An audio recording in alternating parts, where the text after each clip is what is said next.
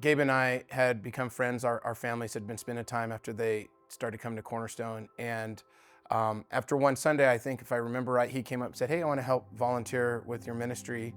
And as time was going on, I knew that I was stepping away from my role. And one of those days, I just made an announcement to the small group. I said, "Hey guys, just want you to know I'm no longer going to be the youth pastor, and we're going to hire someone new." And one of the kids right away just looked at me and pointed at Gabe and said, "Is it going to be him?" And at the time, we hadn't had a single conversation. That thought hadn't even come into my head. But as soon as that kid said it, I thought, that's exactly who we should hire. The day he just got off work at Jamba Juice, and he walked inside of our house at Vista Ridge, and he kind of gathered all of his kids around and was like, "What do you guys think I should do? Should I stay at Jamba Juice, or should I become the pastor?" Or he said work at Cornerstone or something like that. And I just remember all of us in unison being like, "Cornerstone!" I remember showing up one Sunday and he announced Gabe to everybody, to the group. Like, "Hey, I'm announcing our next youth pastor. His name's Gabe Kinsley. He's sitting right there." And so that was my first time of ever meeting him. It was like, oh, he's being introduced right now. This is the guy. This is the new guy. I think my first memory of Gabe was when, back when Brian Carlucci was the youth pastor, and he, introduced us to Gabe and was, letting us know that this is the guy that's going to be taking over for me. So I had to size him up immediately. And no, he was a great guy from the jump. Brian was trying to convince him to be youth pastor. And he comes on the paintball trip, which was probably not the best trip to be like, "Hey, I promise it's great, you'll have a lot of fun," because some kid immediately spilled 2 hot chocolates in Gabe's backseat on their drive up, and then we spend the night in this snowstorm or something while we're trying to play paintball. And pretty much immediately I was like, oh, this guy and I could we connected right away, and we're it didn't ever feel like he was "Oh, I'm here to be your this guy who's gonna impart all this wisdom." We were just immediately buddies. I remember watching him seemingly have time for everybody, right? Yeah. Where it didn't feel like he was bouncing around, but each person wanted to hang out with Gabe, whether they were a leader, a student, and I'm like, all right, who's this guy? Gabe hired me to make a video, and that's my first memory of this room. Is I just remember being very impressed with Cornerstone Student Ministry. I was blown away at how accessible Gabe was. Gabe took me out for coffee and asked me to volunteer and be part of the middle school ministry. I wasn't just some guy who happens to volunteer at the same church he works at. You know what I mean? It pretty quickly became obvious Gabe actually likes me and cares about me. We would do little opener mini games before the talk, and Gabe would throw candy out at all of us. And I remember we had a table here, and it was me and 2 other guys, and he just threw it on the table, and we all just went wild and scraping the table trying to get this candy. I'm pretty sure some kid cut his hand with my fingernail or something. It was just so funny. I have so many memories with Gabe. I mean, just quiet moments, personal moments where, there would be a Thursday night, youth service, and everyone else would leave and I could just walk home, but I would help him clean up. And, we would just have really nice conversations, and he was really helping me through a lot of stuff. I think for me, there was a time that we were again at one of our camps that we went to. We had an opportunity where everybody could just go and sit with their leader one-on-one and just talk. And going into it, I was like, I don't think I have anything to really talk about. But then him just sitting there and was listening. And it brought out stuff that I didn't even think would come out. And I was just talking, and he was just sitting and listening. And I remember that. It's man, he's able to draw stuff out of me that I didn't even think was a big deal. I started in 6th grade, Gabe's first year as a youth pastor. He was my actual small group leader all the way through high school. I remember when I wasn't talking to my parents at all. My mom met with Gabe and was like, "You're one of the only people that David will talk to right now. You don't have to tell me anything unless it pertains to his life, safety." And he filled that role for a long period of time for me. He also officiated my wedding. We lived in his basement during COVID. he's my friend and my mentor and was my boss for a little bit. And so he just feels like more than a youth pastor, you know, he's part of your life and kind of a part of your family. He just is a safe place for everybody.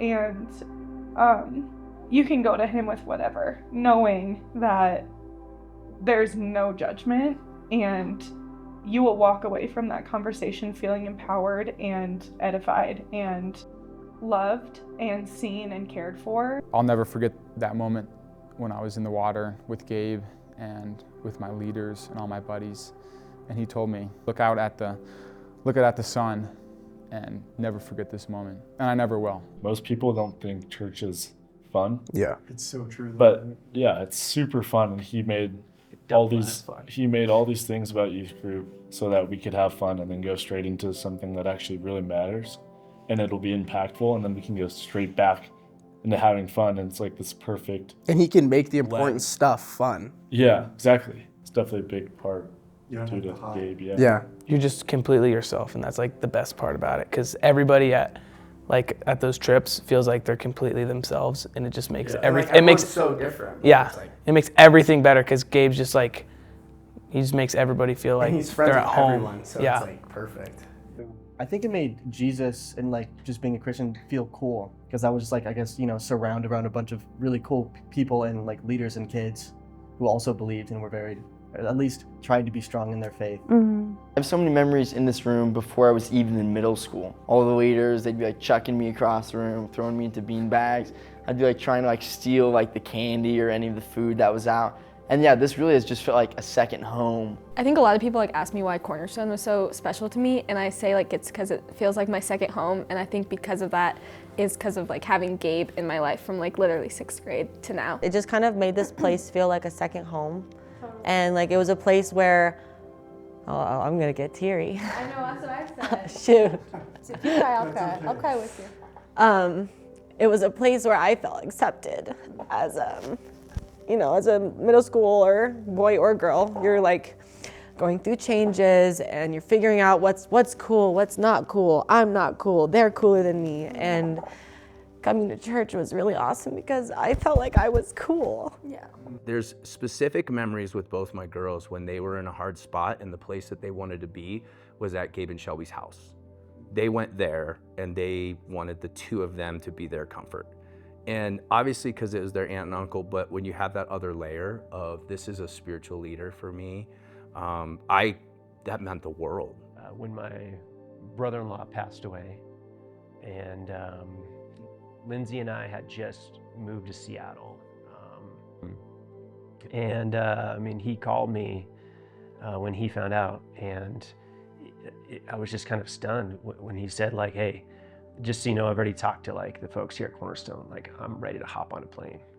I loved that he had younger, like high schoolers doing our testimonies. Throughout those stories, they kind of always stuck with me, and what he did for us, I think he knew that that's exactly what we needed. We needed the truth. He would speak so much truth into us, and like just knowing that he lived out that truth and that we could trust that truth was like a big thing. I was kind of just trying to figure out what it means to be a good Christian. Every time I could go to Gabe and be like, nah, you seem to be legit. Gabe was like one of the people who was able to bring joy in my life and like make me genuinely laugh and genuinely smile.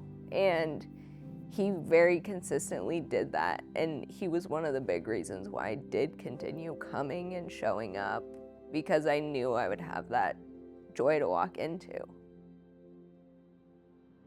Gabe, I hope you feel honored at this party and with this video. I just want you to know that I'm so grateful just to call you my friend. I want to say thank you for your time and your energy and your intentionality and just your heart for the Lord. I'm also grateful for just the continual model you are as a man and as a husband and as a father, and you are someone that I always look up to, and I tell you that all the time.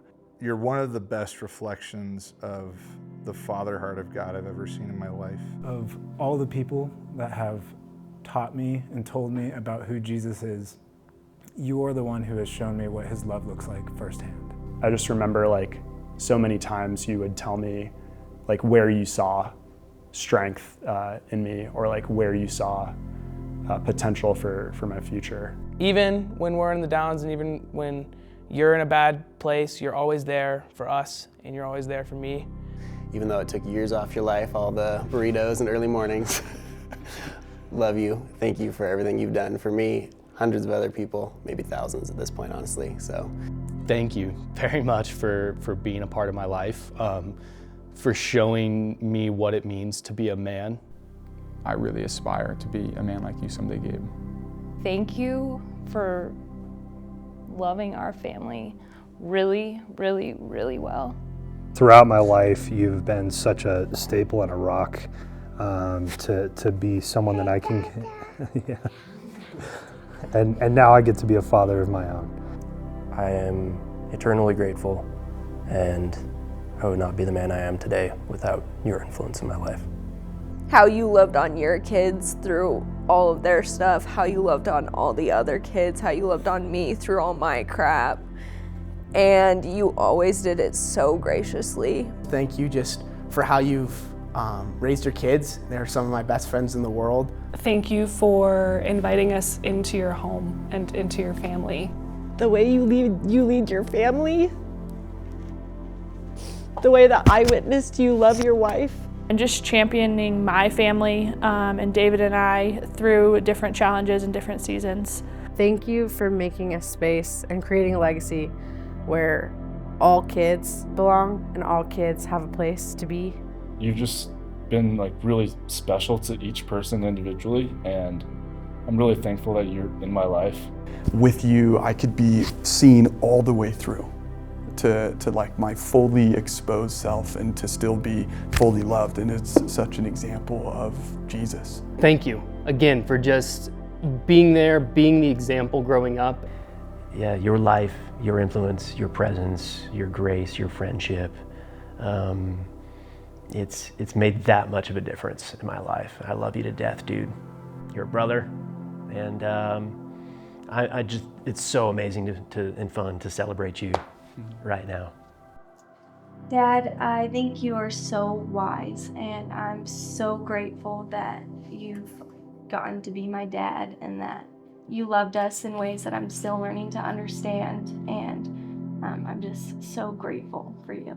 Yeah, I'm just so grateful for the ways that you've loved me. Yeah, you've just been there in the moments of joy, and you're like, yeah, like one of my best friends, and I just love hanging out with you. The joy I get from working in youth ministry and the atmosphere that you created that we now all get to reflect on to students to this day is like, it's so special, and I'm just like so grateful that that's the atmosphere that I got to grow up in, and that's how I got to learn who Jesus was.